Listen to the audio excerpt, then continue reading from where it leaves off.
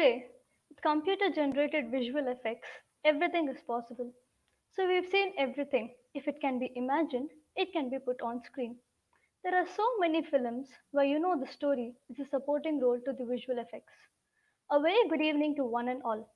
I am Sai Arpita S. Iyer of second year Visual Communication, and I'm very glad in welcoming you all on the behalf of Kumaraguru College of Liberal Arts and Science, Coimbatore. It's my pleasure in welcoming you all for this virtual open house session on PG Diploma in Visual Effects, which is affiliated to Bharatiyar University. I extend my welcome to our resource person, Mr. Ramachandran, the academic head of iGene. iGen is one of the most prominent VFX animation company in media and entertainment industry.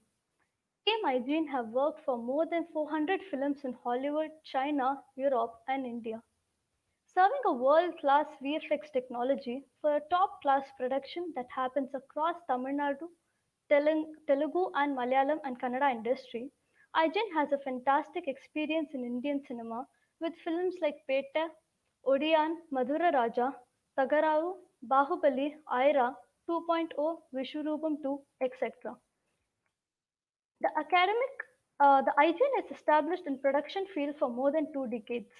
iGen takes a great step in entering the training industry with its unique feature like production-based classes and mentoring from live production pipeline to full-time classes.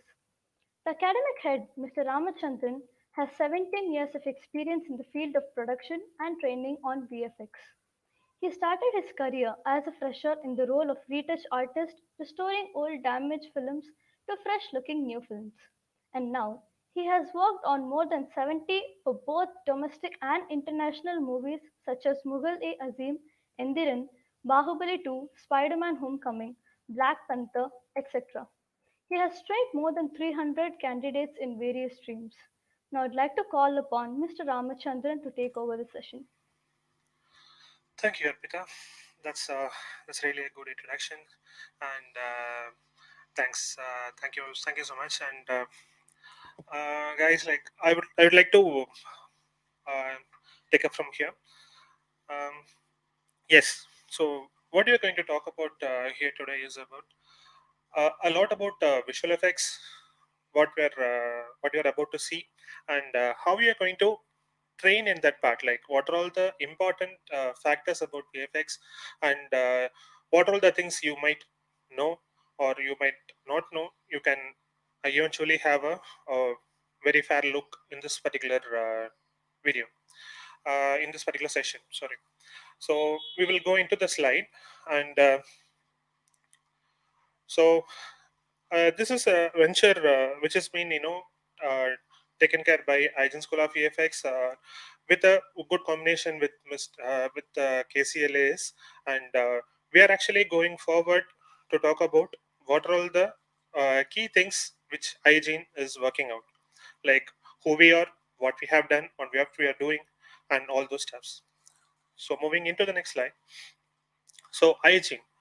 So who we are? So iGen is basically an entertainment and media industry which has been in this field for more than 2 decades, as Smita said, and we are actually focusing more on industry relevant works like movies, and then TV shows and web series, all those stuffs. So iGen Entertainment is basically working for domestic movies, which is situated in the heart-owned city of the film, Saligramam in Chennai. And iGen Media Solution is basically working for international movies, and we have a TPN certified facility in Velachery. So we have these two pillars of production, okay, on two sides, which actually supports to develop very nurturing candidates for VFX. iGen School is actually doing such thing with the help of production. So with production support, we are actually developing fresh candidates for VFX training. So VFX needs a lot of skills basically. So that is why we want to develop such skills with the help of the veteran artist from the production with a lot of experiences. So iGen has worked for more number of projects, including, as I said, like domestic and international. So these are number of prestigious projects what we have worked so far. So including Bahubali, and then till Penguin, we have worked for n number of projects in domestic and then as well as international. So after this, I'd like to go into the showreel. Okay, so this is a kind of a, an establishment what we are about to see how VFX is being developed in IG.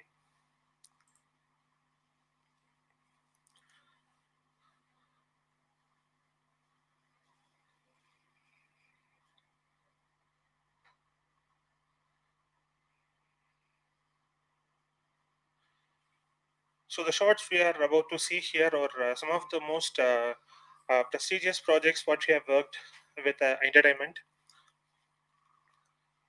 projects such as Odian, Bahubali, and then Aira, and you have a lot of shows to be seen in this particular show reel.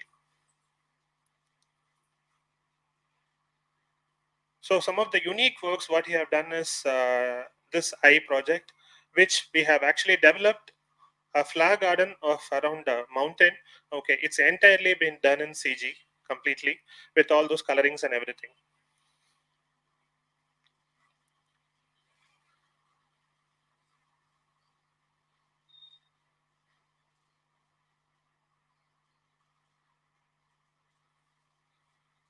So this one shot from the movie Kashmura is done entirely in CG completely.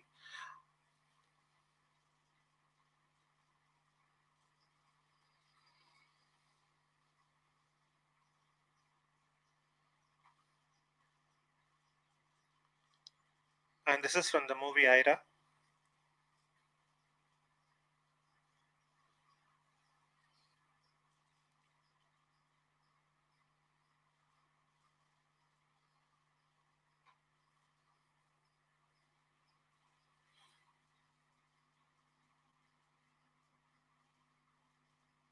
So the combination of live and CG elements were the key parts of doing visual effects.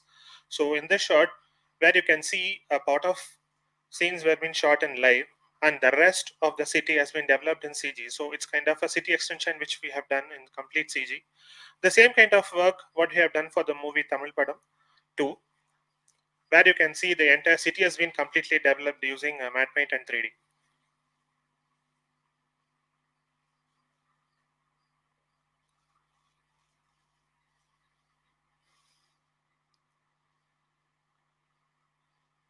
So most of the characters were being added with lot of CG elements, and these are some of the very unique techniques what we used to do for the dual roles in the cinemas,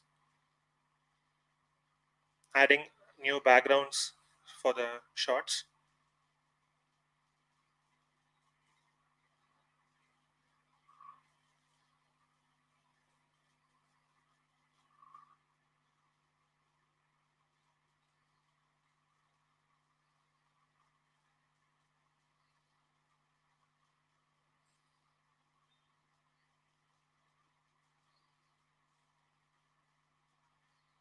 So this is some of the uh, very very tough footages which we have worked. So so these are some of the unique works what we have done so far, and we would like to go from this place, okay, to start the session. So what is visual effects? So visual effects is a process by which digital imagery is created to manipulate or enhance real footage, world footage that has been filmed with a video camera. It is something which you can tell in short is that bringing unreal to the real life. So that is where visual effects plays a major part in the movies. So how you do that with a storytelling, and then a cutting edge of technology and creativity, that is where you play a major role on this part. So how best you present the footages, how best you present the creativity in front of the audience, that is where this visual effects is been appreciated really by the audience. So there are a lot of blockbusters, and then TV shows, and broadcast series, and then Not only in the part of movies, there are a lot of additional things like architecture and advertising areas. There are a lot of other stuffs like VR technology. The visual effects plays a major part in this particular industry. So moving forward, how this visual effects plays a major role in cinema. Cinema, once if you start talking about cinema, film, for example, film has a very big pipeline of work where we we are not play not aware of what is actually happening behind the cameras. So basically we have three kind of process in place. One is pre-production, production, and post-production. So pre-production is the process where you'll be having all these creative ideas and storytelling, storyboarding concepts, and then planning about the making movie. All these things will be happening in the front. So that is called pre-production. Pre-production is the place where the storyteller, okay, or the director, whomever is actually going to direct the movie, he will be planning for the shots and for the scenes where this visual effects is going to play a major role. So for that, you'll be planning for 3D characters, or if you are going to go for a green mat shooting, or if you are going to have dual roles, or if you want to have a crowd multiplications, or if you want to go for a very big arena of kind of a shoot or whatever it may be. So all these things will be planned during this particular pre-production process. So this planning will be done using the concepts called storyboard. So that will be moving forward. We'll be talking about those things as well. And then from pre-production, so once these plannings are done and all these scripts are ready, and then it's ready for execution, then these things will be taken into the process called production. So in production, the camera will be taken, and they will be going for the shoot, and all these plans will be executed. So in this execution, what they'll be doing is that all these plans, whatever has been planned, need to be executed properly. So that execution need to be taken place with utmost care. So without this plan, this execution is not possible to go in a perfect manner.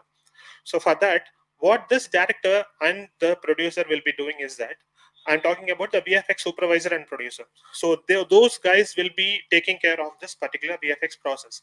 So where the VFX is going to play. So for example, if they're going to shoot a scene, say for example like a movie called Ira, where you have seen the shot. So on that particular shot, there is an extension of the city need to be done. So a city need to be extended a little bit in front, okay, for that shot. So for what they have done is that they have shot the half of that particular set in a real life. So they have shot only the half of the road, and then there will be a dummy city has been created, and from there they have put a green screen in front of the street. So from there, that extension has to start. So for that, what they have planned is that they have created an entire city in a CG, that is computer generated imagery.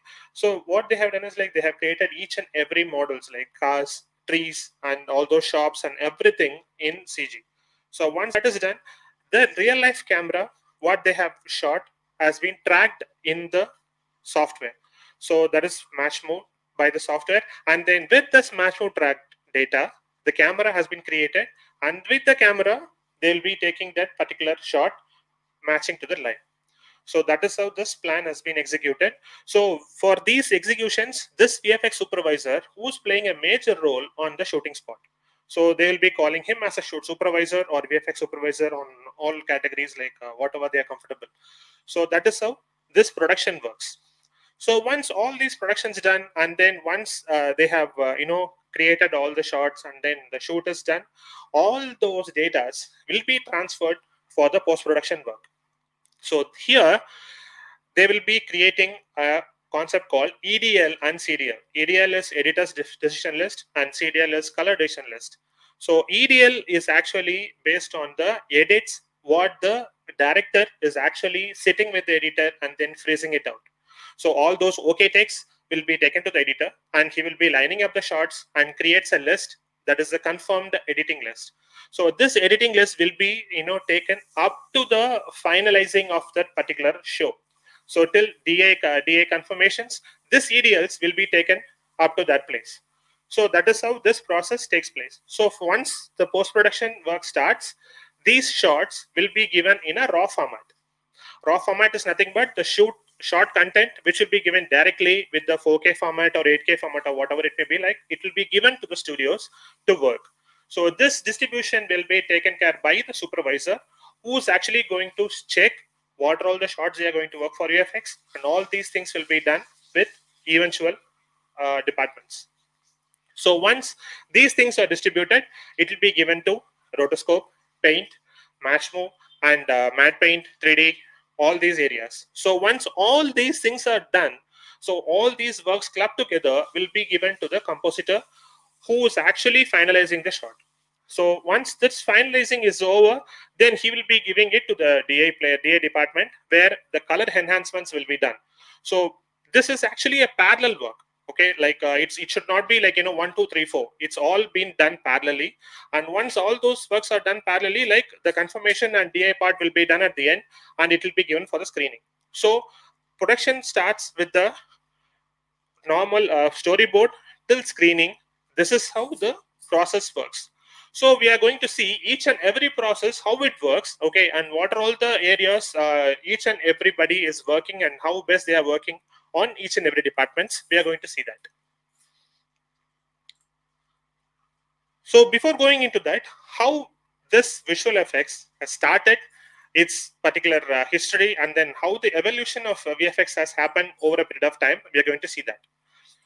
So the first thing is like, when all these things started, it was started only with the frame by frame animation. Like each and every frame was being drawn in a paper, okay, and is being drawn on another paper, following the continuity of the same thing, and then another one, something like you have plenty of papers being drawn with this particular single character. As you can see the dinosaur in front of the screen. So this dinosaur's walking was actually drawn in each and every paper in a single frame format. So that is how it has been drawn in each and every part. So this is how the VFX work started in the early days. That is 19th first, like 1900s, 1910, something like that. So once having all these keyframe framing works, frame by frame works being done, so after that, what we have started is that we have started into the process of creating miniatures. Miniature is the concept where you can't just go for a very huge budget on creating a very big sets like a palace or a castles or even a big cities and then going for a shoot. So it's not going to be done in any such cases. So for that, what they'll be doing is that they'll be minimizing on a calculation of 1/10 of the size of that particular buildings or any prop or any material such as that. So for that, what they will be doing is, for example, if you're having a Eiffel Tower, okay, in front of the scene, so you want to create a same kind of a Eiffel Tower in a miniature, you need to do that with the 1/10 of the size. So like 10% of that entire building.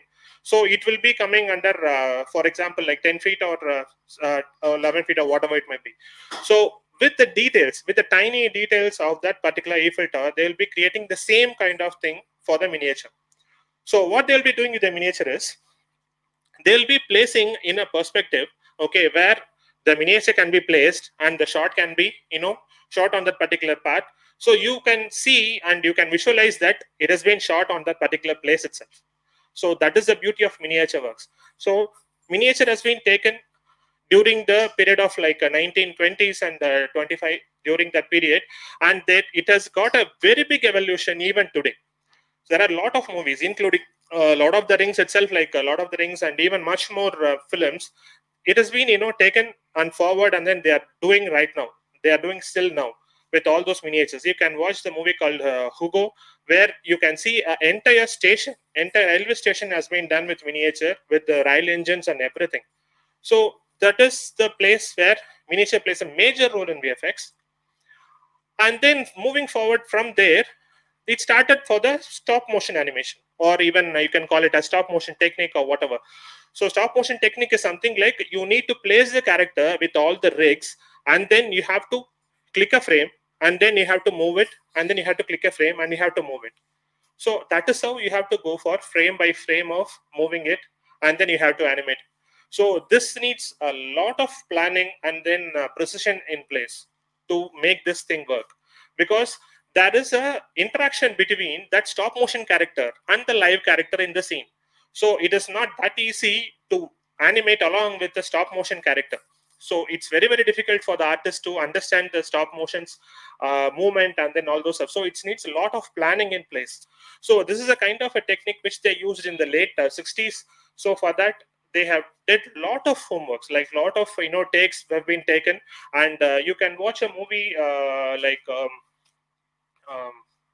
the movie called it's a bandit movie where you can see eight hand character which is actually coming and fighting with the live characters. So those kind of things were being done using this stop motion animation. So this is the kind of a very unique way of doing the effects, which is done in the late 60s. And then comes the very most popular and the most iconic scene of world cinema is this Ten Commandments water effects, where you can see the ocean has been completely breaking apart and then giving way for the people to go. So this shot was actually taken using a camera trick, which is which is a very big plan during those periods. Like they had taken the camera upside down and then shot the video on this reverse format, and then they just flipped the video into straight and then made this thing happen. So this is a kind of a thought which is which is very rare for the people to think, okay, during those periods. And then, so as you can see, this is a very common technique where a lot of people are doing right now. It's a dual characters technique or doubling or whatever you can say. And this was done during the period of late 60s only, and where they have shot only with the static camera. So the camera will not move. So the characters will be coming and doing the actions, and then they will leave. So they will just do the editing part, and then they will just composite the characters one after the other. So that will be a very simple way of technique which can be done using the camera itself. And then this part is a very unique one, and which played lot of roles in the Hollywood industry: makeup. So this plaster of Paris and prosthetics makeup, which actually helped a lot of manpower on VFX part, because like you can just simply create a makeup of any werewolf or any alien kind of stuffs for a character, and you can make them you know act like that. So this will ease out a lot of works for us, okay, eventually. And the next part is that the first a small kind of animation which has started which has been done in a movie called Sherlock Holmes. Okay, it is also in the late 80s actually. And using that, what they have done is that they just animated a paper kind of a character just for 30 seconds. So that is how they have done the animations in the late 80s. And then the very renowned parts of Jurassic Park, where you can see a very big, huge dinosaurs playing a major role in the scene. And you could have wondered, like, all these dinosaurs were completely done in CG. Certainly not. Like, most of the characters were actually dummies, okay, with a huge dummy proppets. They have animated using all those hydraulics and everything. So a lot of engineering has been played in this particular thing. And then Matrix. So this particular one, which a lot of people are excited once they started seeing this particular shot, how best they have shot this particular thing. Like, a lot of CG has been involved, but once we come to know, like, when we came to know how best they have done is, like, with all 60 cameras being placed in a semicircle or in a dynamic way, and they just shot the frame in a very nanosecond or 0.5 seconds of duration. They just shot the entire shot in one particular take. So what happens is that when you just stack all the frames together, so when you play it, so all these frames will have this particular momentum. So with that help, they just did it. Along with that, they have a green mat in the background, and then they just change the background, and all 3D elements have been involved. It's a kind of a very big process which they have done in this late 90s. And then this is what I just told, like, one of the most pioneer motion capture things which they have done in the late 90s is this particular one, Lord of the Rings. So Lord of the Rings is this golem character which speaks with its expressions. The expressions were taken using that particular motion capture technique. So motion capture played a very big role in Lord of the Rings, not only in this, on all parts of the movies as well. And then Hurt Locker. That is not much about VFX, but the camera movement, camera techniques, what they have used in this particular movie is really unique. Like which you can't even imagine to shot 2,000 frames per second. Okay, just in a one shot. Like with all those tiny details of the explosions, and then those sand spark particles on everything was jumping into that particular scene. Okay, all those trembling effects of that particular explosion. All these things were completely amazed by the audience once they saw this particular shot in that particular movie. And the most unique film, Avatar. So this particular movie, another major venture for this motion capture and also for the facial captures. So this movie actually had a lot of facial expressions for the characters. So they did a lot of facial movements, facial animations were done, and then they took all the controls of the face muscles and then they animated and fine-tuned and tweaked a lot of stuffs in this particular movie. So this is how VFX has grown in all parts of the film industry in various techniques, like starting with the frame-by-frame 2D animation till the 3D animation. So this VFX has played major role in most of the films. So we just took only a few from those particular big library or big treasure of those Hollywood movies. And yes, storyboarding. Storyboarding is the first major part of any project. Even if you are going for taking a short film or a feature film, you need to have a concept of creating storyboards. Storyboarding is the first thing ever you have to do when you start to plan for a movie, because storyboarding doesn't need you need to be artistic. You can even just draw a stick animation or stick a kind of a figure, okay, and then you can just place some cameras on right and left, and you can just draw a circle around it, and then this is how it should move, and this is where the camera is in place. That itself is needed for the storyboarding part. So what you see here is a professional way of creating storyboard, where you will be seeing the artist face very realistically, painted on the left side, and then where you can see on the right is the visualized part of that. So the dragon, what you see on the left, that is how the dragon's fierceness should be there, and this is how it should fly. All these things, the concept of creating that shot, how the frame should be, okay, where the character should stand and where the camera should place. So all these things will be planned in this particular storyboarding part. So on the right side, what you see is the placement of the characters and the cameras where you need to fix. So this is how the storyboarding plays a major role in creating a scene. Because once you take the camera and going for a shoot, okay, on the site itself, like, you can't just go and plan things.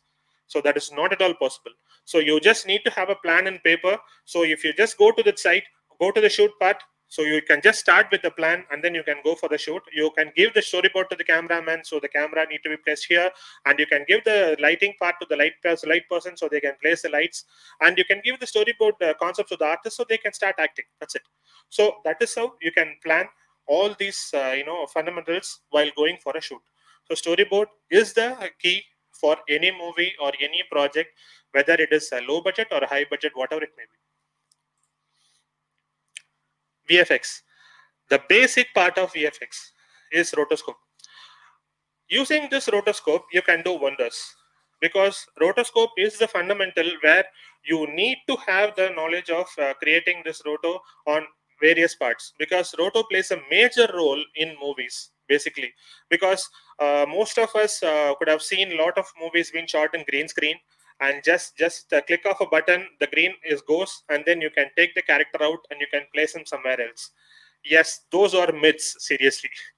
Because most of the green screens never works with perfection, because you need to have precise way of taking pixels out. So it needs a lot of manpower and lot of things to be taken care by the compositors in place. So roto plays a major role for that. It will ease out your way of keying things. Like, instead of keying the entire 4K image, you can just put roto for that particular character, and you can just click on the parts where you need to erase the greens. So that's it. Apart from that, roto plays even a bigger role for the characters to take out even on the non green screen areas. Like for example, if you see on the front, okay, where the character is actually standing in front of, on the backside there is a different kind of a background, but you can take out that particular character even with a different background if you know roto. So using rotoscope, you can just simply cut out that particular character from that particular scene. Rotoscope is something like a scissor which cuts a paper. So you can eventually cut it out, and you can extract that particular character from that scene. So that is the major part of roto which is played in this particular thing. And more or like the next process is paint. So paint is something which is the most a beautiful part of VFX is paint work, because it is actually recreating stuffs, okay, where you can see on the bottom part of the film, like you have an example where the Deadpool character which is standing here, they need to remove his hand and they want to add up a metallic hand for that character.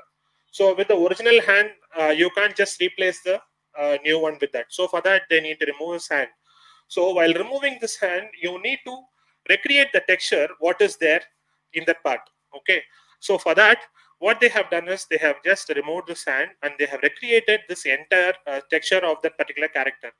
So recreation is not something for a single frame, it's for the entire shot. So for that, you need lot of color sense, lot of texture sense, okay, to be taken care. So with that, only with that knowledge, you can definitely do this particular work.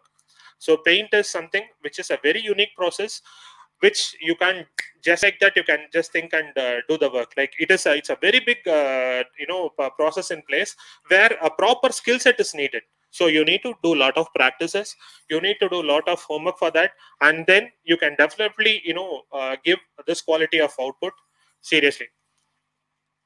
And the next thing is match move. So match move is one of the very unique process in VFX. Match move is actually a bridge. You can say it as a bridge, okay, which actually bridges the gap between compositor and the camera works or whatever you do. So like a 3D works or whatever it may be, because everything whatever you do is being taken using a camera. Okay, a proper film camera. It may be Harry, Alexa, or whatever it may be. Like it has been shot using a camera. So that particular camera is actually having not only the digital image, so it also stores metadata called a lot of stuff like resolutions and focal length, lens informations, etc., etc. A lot of stuffs are there. So in this metadata, what they do is they used to extract those data along with the image. So with that extractions, what they will do is that they will create, okay, or they can even edit the camera informations track once they tracked using this match move informations. So this match move process, what it does is that it actually extracts the camera information of the live one from the scene, and then it gives you a duplicate camera of that particular live one with all informations, with all camera movements and lens informations, everything. So you have live and you have 3D camera, so both together. So this live camera was actually extracted using softwares for this matching process. So that is how this matching process is done. So this is being done using the process called 2D point tracking, 3D point tracking, camera tracking, and a lot of other techniques is there. So once that is done, that 3D camera will be given to artists like paint artists, compositors, and 3D artists, whomever is there. Like they need that camera information, they can take that. So with that camera information, they can start working for the CG elements. So that is the main key process of Matchmo. And then comes matte paint. Matte paint is such a unique process where you don't really need to build everything in 3D, okay, because 3D element building is something like you need to create the 3D models, you have to texture them, you have to light them, and if there is a camera movement is there, yes, it will look very fantastic.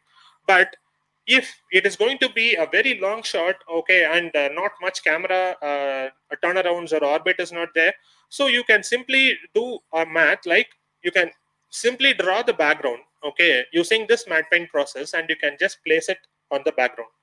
So that will be a very best and unique way where you can eventually save time. And this matte painting has been done for the movies like Star Wars, okay, and till this Bahubali itself, like there are a lot of movies which has been done using this matte paint process. So matte paint is something which needs artistic skill, and then you need lot of color sense, and then drawing skills is really needed.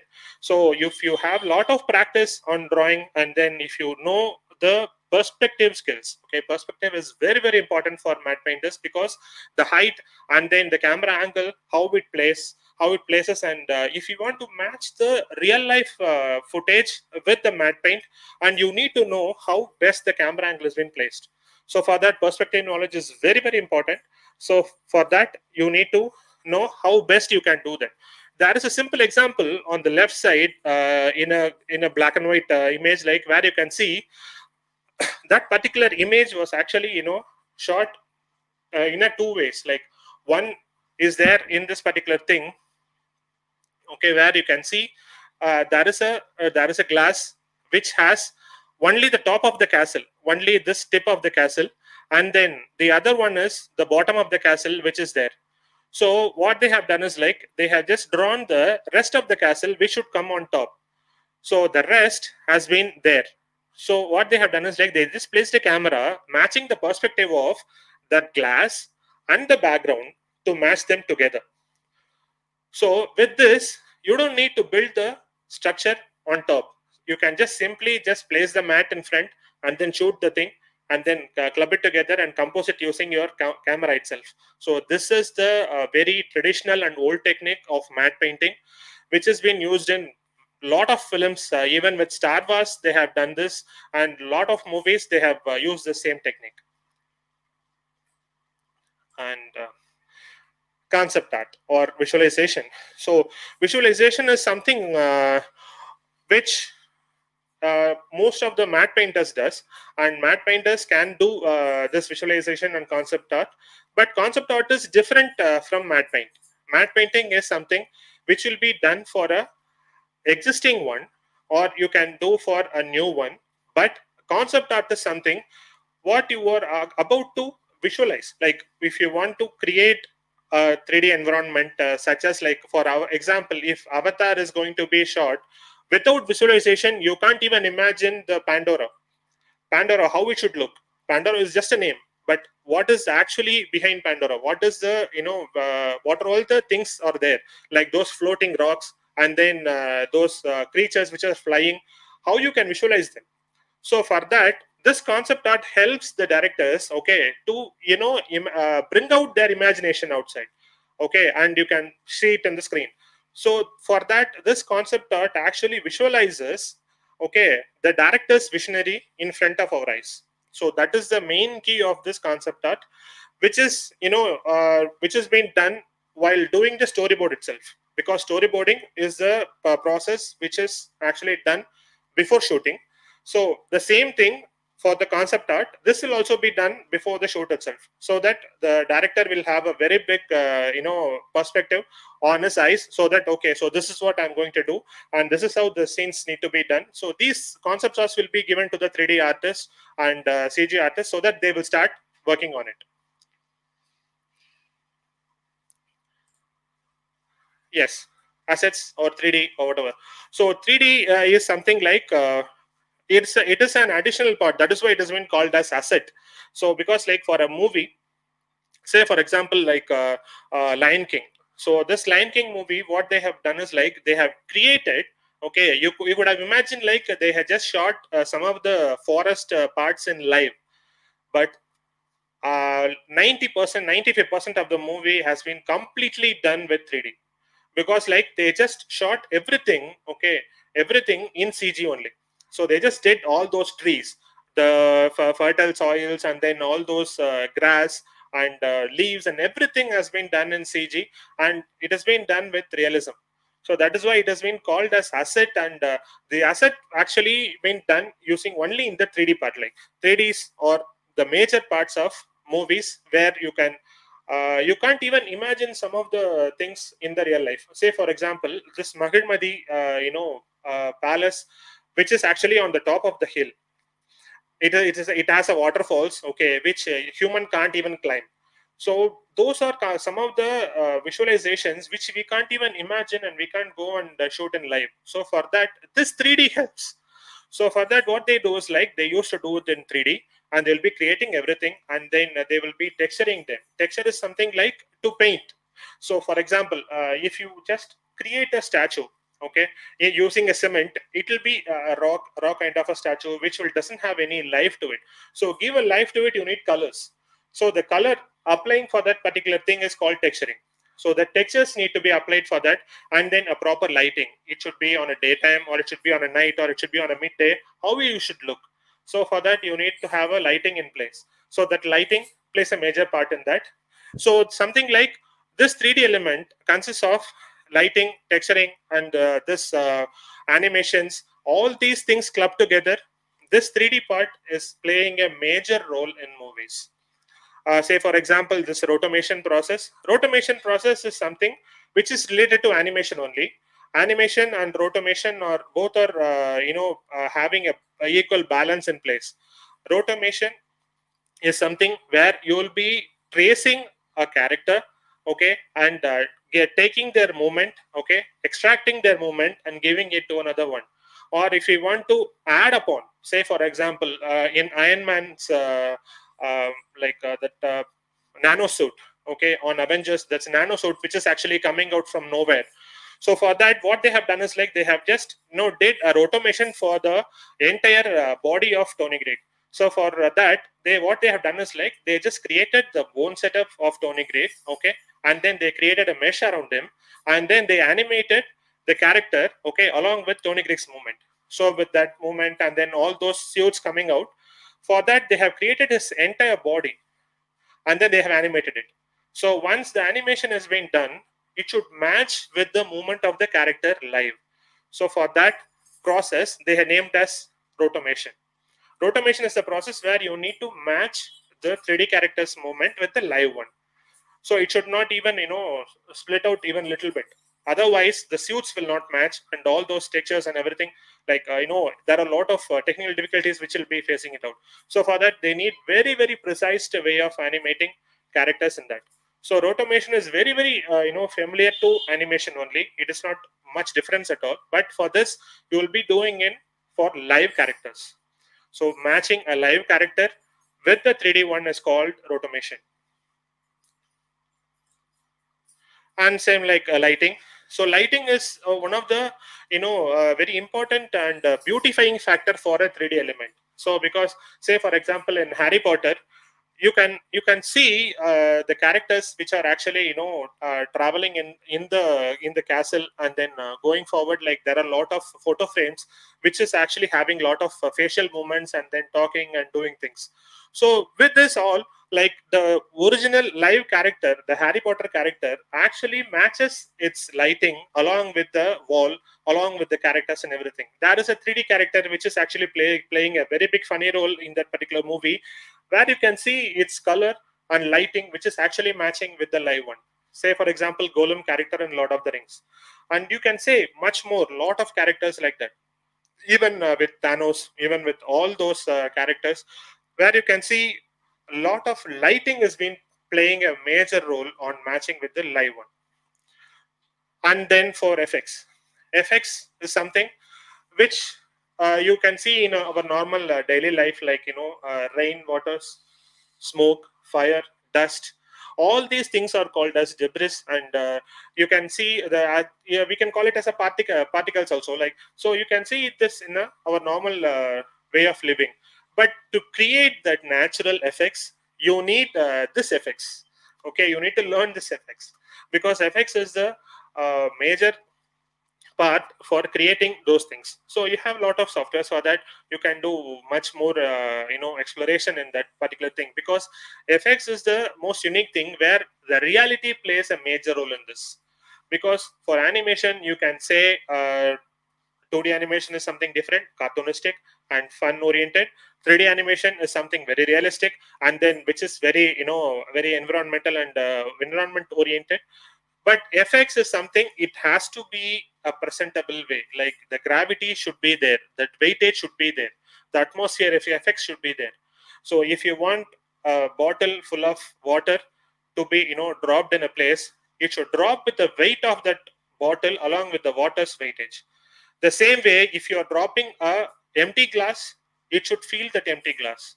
So that physics need to be understood in this particular one. FX needs a lot of understanding of physics. Physics plays a major role in FX. And then the final process called rendering.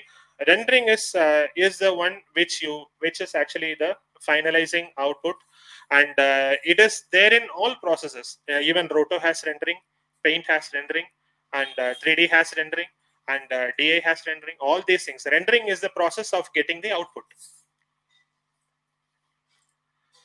And so the decider, compositing. Compositing, this is actually done using multiple layers.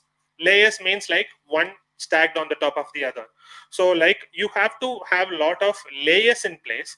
So it can be 3D layers, it can be 2D layers, it can be different layers shot together and then combined together, and brought up for compositing. So compositing is actually a concept of creating combining multiple layers together, and presenting them as well.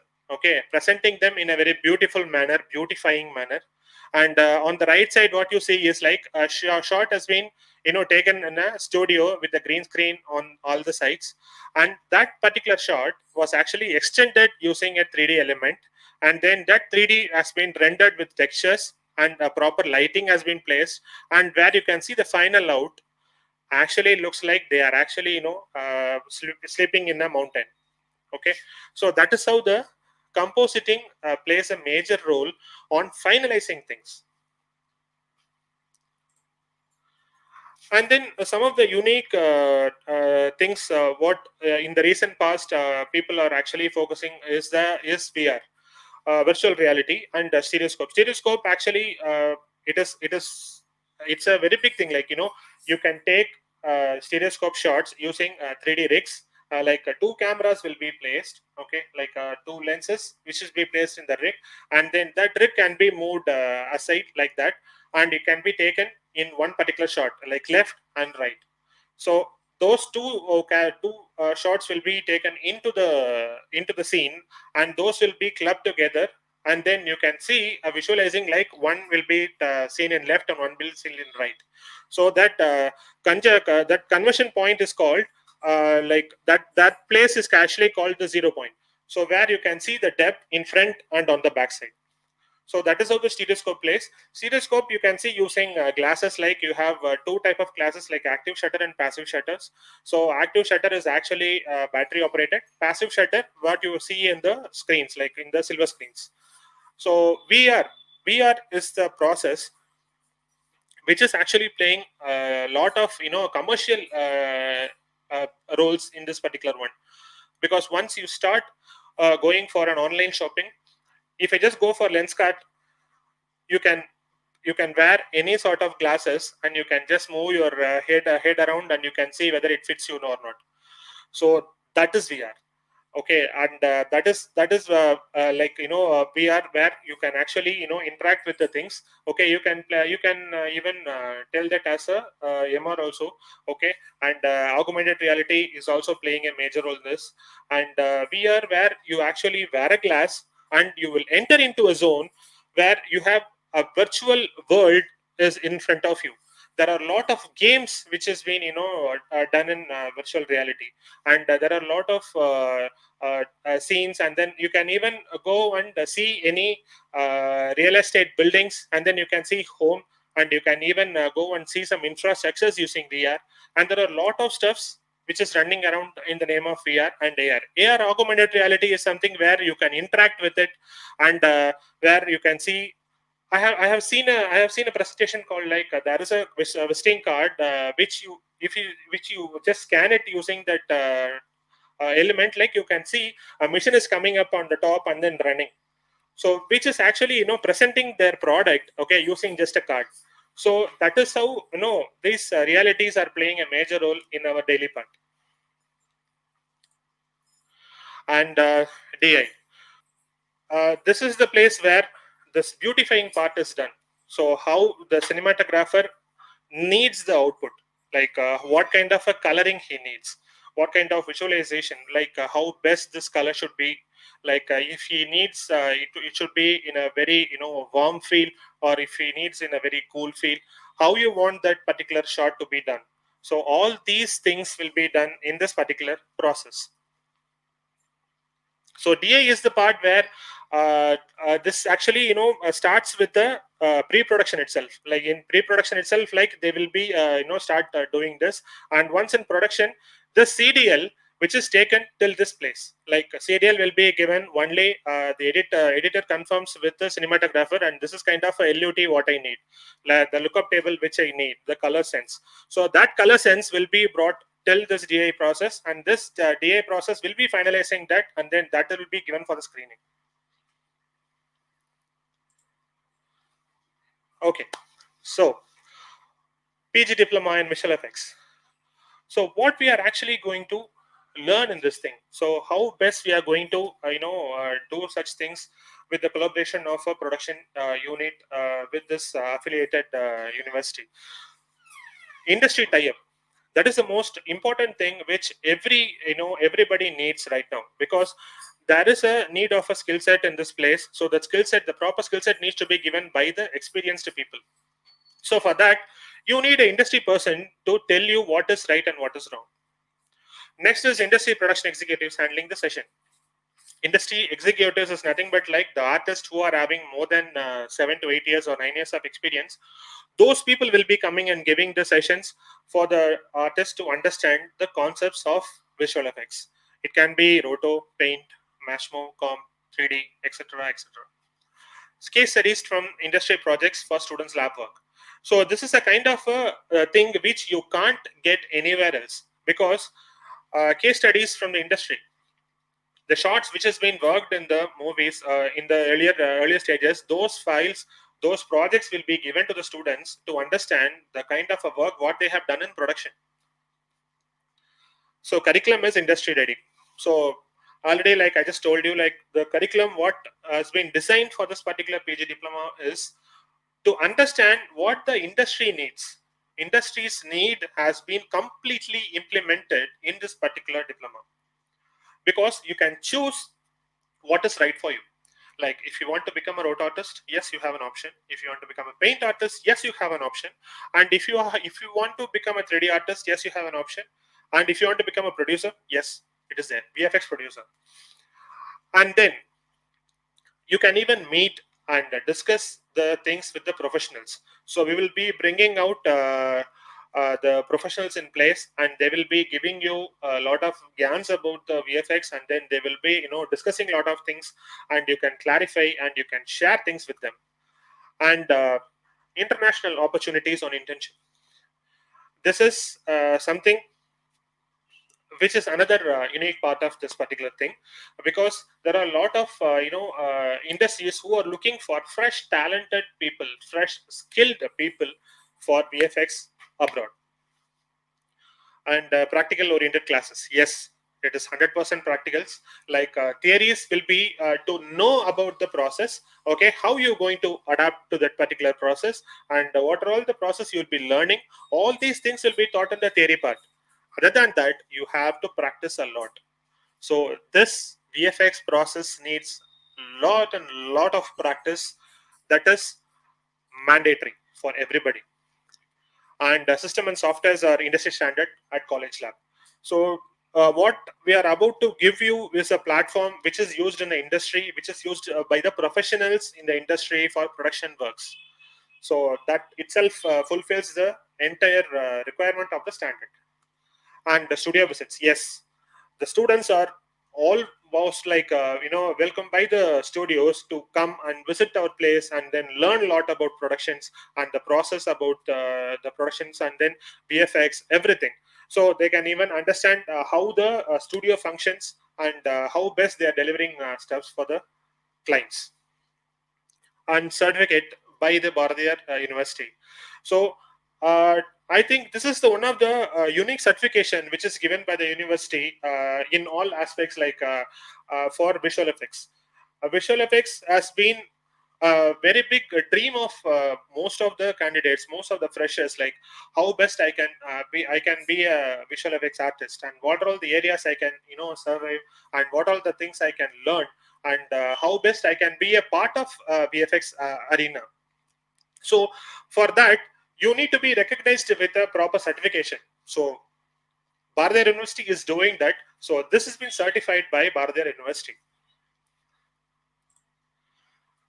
So once, okay, fine, I have done all these things, okay, I have studied everything, and then what is the opportunity I have in this field of VFX? Like, what are all the areas where I can just go and explore myself?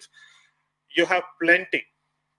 You have plenty of opportunities, starting with the pre-production till the post-production. Like, you have plenty of opportunities. If you are very good at drawing, and if you are very good at creative stuffs, you have a lot of opportunities to become a layout artist, visualizer, or a storyboard artist, and you can become a concept artist. So there are a lot of opportunities in place where, if you have the right skill set with you. And then for the next level of thing, like if you're really good at creating stuffs in the 3D part, yes, you have a lot of stuffs in to go with the asset divisions. Okay, you can become a 3D modeler, a rigging artist, animator, and you can become a generalist for a category. Okay, general is something like you can do modeling, texturing, and lighting. So if you have a lot of knowledge in all these stuffs, yes, you have a very big future on the asset part. And same way with the post production. Like, if you're okay, I'm not much fond of like, I don't draw much. I'm not into any artistic skills at all. So I'm really very very zero at, like, I don't know about anything about artwork or whatever it may be. Like, no issues at all. You can become a roto artist or a paint artist by learning that proper skill set, and you can become a part of the post production process.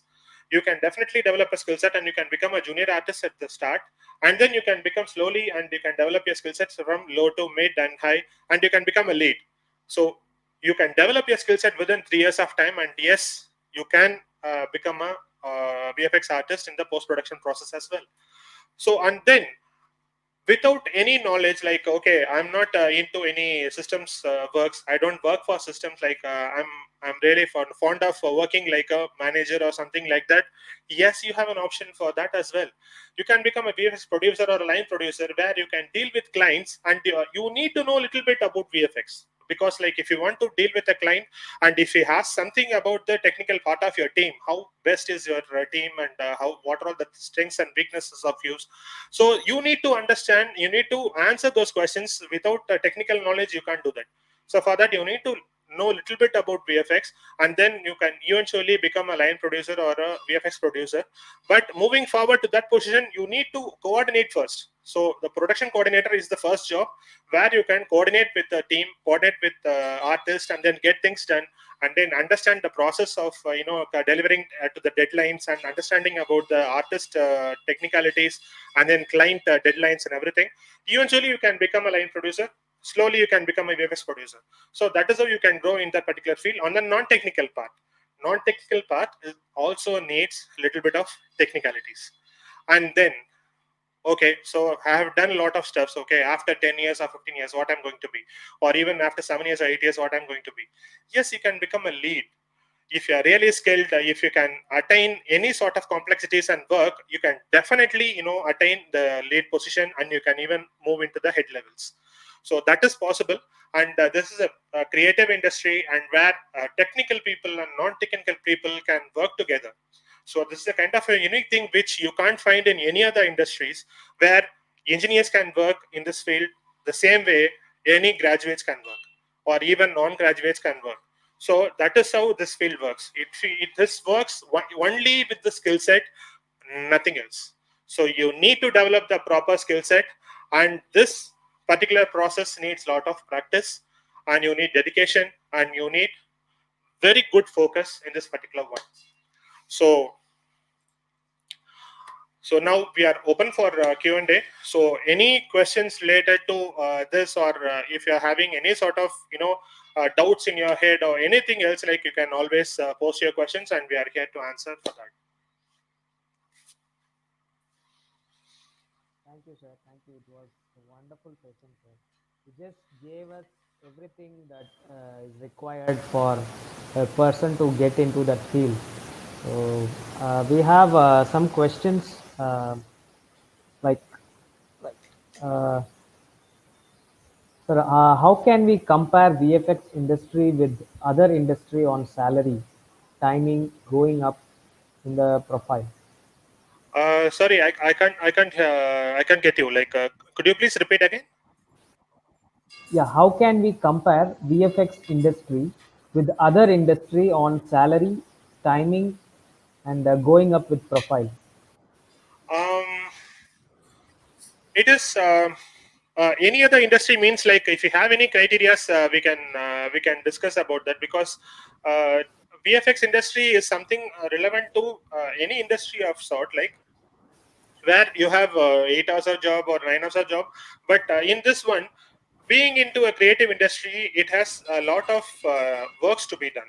Okay, it is not like, putting up a code and then waiting for the results. Okay. So it won't work in that way. Like, you will have a lot of creative fixes, and for that fixes you need to work little bit more. Okay, Okay. so initially it will be like, 8 hours of job, and then you can even work for 10. It's up to your comfortability. Like, see, basically, like, what we have done is that I have started my career, and I worked in my first company as a fresher artist. I worked for around 12 hours a day. So it is something like on your own interest, on your responsibilities, and how best you want to grow, how fast you want to grow in the field. It depends. And on the salary part, it will definitely pay a good salary range. Okay, where the normal fresher gets in any other company, the same way of, like, for example, like a 10 or 15 or whatever, like, the category of the skill set what they possess, they'll be paid for that. Because Okay. here, it doesn't mean that if you have 5 years of experience, you'll be paid this much. If you have 3 years of experience, The I'll be level paid of this skill. much. Yes. Yes, sir. Yes. So Very that is true. not a category has been placed in this particular thing. Because if you are very skilled, okay, within 1 year itself, like, you can play a major role in a team, and you can take up complex works and finish it off, you can be paid more. Yes. Yes. I understand. Sir, we have another question from Maja Gaming Private.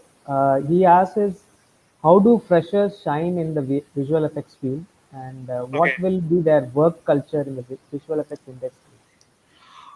For gaming, gaming is actually, combining together with a lot of VFX works, actually. For example, right now, virtual production, you could have heard it, like a virtual production, which is actually, driving everybody crazy right now in the field of VFX and in the production area. Because virtual production is where you can simply create the entire atmosphere or environment what you are supposed to, give it as an output for the camera work. You need to develop that entire content first, and then you can go for the shoot. So while during the shoot itself, that particular background, what we are supposed to, combine for that shot, it will be displayed in a LED. So there will be a light which is placed in that particular shooting spot, which is actually, combined with the system. So it has been coordinated the system. So once you move the camera inside the system, or if you move the camera in the set, those things will be coordinated together, and the camera moves, eventually the camera of the system moves together. So the lighting changes accordingly in the set. In the live set, this lighting changes accordingly. So you can simply shoot the content without placing the green screen, and you can finalize the shot itself. So Okay. that particular part was actually done using a platform called Unreal. So Unreal is Real. actually a Mhm. gaming platform. So this gaming platform is actually helping the VFX people, okay, production people, to complete their job with ease. So once you know very big knowledge, like if you are good at gaming, and if you know good concepts about Unreal, you have a better future. Okay, and the thing is that once if you get into that particular part, you have a lot of things. Gaming doesn't mean that you need to go for that particular gaming alone. Okay, so gaming doesn't mean only that. You have modeling, you have texturing, you have animations. Lot of things are there. Yes. So once you know the basics of 3D, yes, you definitely end up into the gaming. And if you're already into the gaming industry, yes, you have a better option of taking and bringing into the VFX industry as well. So there are a lot of coordination is happening between gaming and VFX. So there definitely there is a very big work culture will be drive towards this particular one. Yes, it is there. Okay, okay, okay. Thank you, sir. And we have one more question from Shona Gauri Shankar. In Okay. normal Tamil film, how many VFX employees will be working? Is girl employees there in VFX industry? It's a common question every time they ask. So girls Actually, are allowed? Yes, the discrimination is not there. there. Okay, but Okay, I don't think it is true, because most of the things like there is nothing a male can do, a female can do. Okay, very true. because it's going to be at last it's going to be a system output where you Yes, just need to put your mind and then effort into that. You are not going to lift a 10,000 pounds in your hand and then run for a marathon. Okay, yes, so yes, it's ultimately a system work. So anybody can do that. So it yes. doesn't mean that a male can do and a female can't. So I don't think that is a that discrimination should not be there, and everybody should learn VFX. Everybody should shine in that. But mostly the employees count differs from company to company, because once if it is a startup company, they used to have a minimal number of employees in their hand and they will work for that. So once if it is been a standalone company which has been driven by their own work and then cultures like that, definitely they will have 200, 300 plus. So it doesn't mean that a company should have this much count for VFX. It depends on the departments what they work for, on the client what they work for, because in India it especially like covers a lot of RPM stuffs like roto, paint, match, home and comp. So for 3D and for animations and for gaming and all these the next level of production stuffs, usually like we'll be outsourcing a lot of stuffs to India. So if this grows, okay, this grows to the next stage, definitely those things will come to India. So we need a lot of people in place with a lot of knowledge in 3D, okay, and as well as with the gaming stuffs and animations. Yes, we need people, and there is no discrimination at all, because we need equal number of employees on both sides. Okay, sir. Definitely. Yes, sir. Sir, one last question, sir. Yeah. But before I go to the comments by the student, so the thing is, what is the basic requirement they need in the system configuration, sir? Because they are Uh, getting into this, so what computer they can buy as a beginner? for beginners, I prefer the kind of process what they are looking for. If you are going for roto, if you're looking for roto and for digital matte paint process or concept art, you can go for a minimal configuration of 8 GB RAM Yes, and i5 processor, and you can go for a 2 GB graphics card, something like that. It's a very compact configuration where you can work. It is for the learners, I'm saying. Okay, not for production purposes. It's for a learner. It is well and good. And if you are going to work for 3D process, definitely you need 16 GB of RAM and i7 processor, something like that, and you need to have 4 GB of graphics card. So that is a okay configuration for 3D work, because you need a lot of rendering in place, and then for FX and all, you definitely go into the next category, because FX needs a lot of processor playing in place. So you need a lot of RAM power, everything. So for learners, I hope this particular configuration will suit.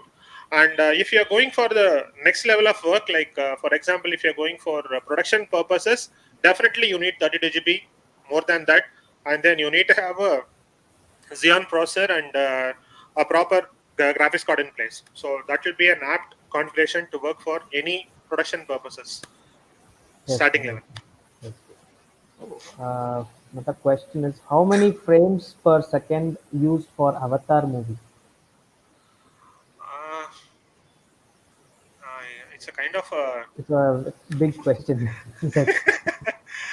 Uh, See, the thing is that I'm completely I'm completely clueless of the FPS what you're talking about. Yeah. But generally movies will be taken in 30 and 24. Okay, normally like it will be done in those FPS.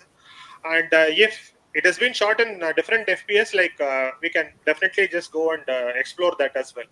Because if it is going to be 60 or something, like definitely they will be uh, just doing those time warps and then taking into that 24 or 30 definitely. So just like that 50 60 can't be played directly with the things, I hope. So Okay. Uh, Sir, another question is, which course should I choose to work movie like Coco, Frozen, Mona? Please give me some guidance. okay.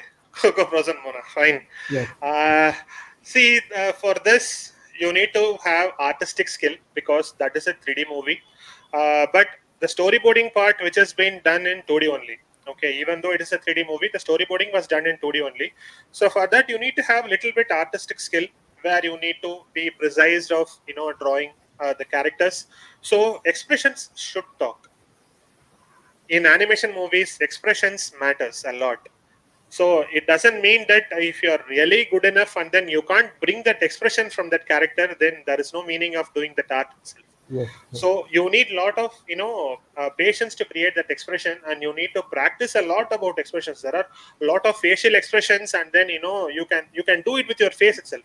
You can have a mirror in front of you, do some expression, and then draw it. So the same way you can keep on practicing that. So that is how you can become an artist.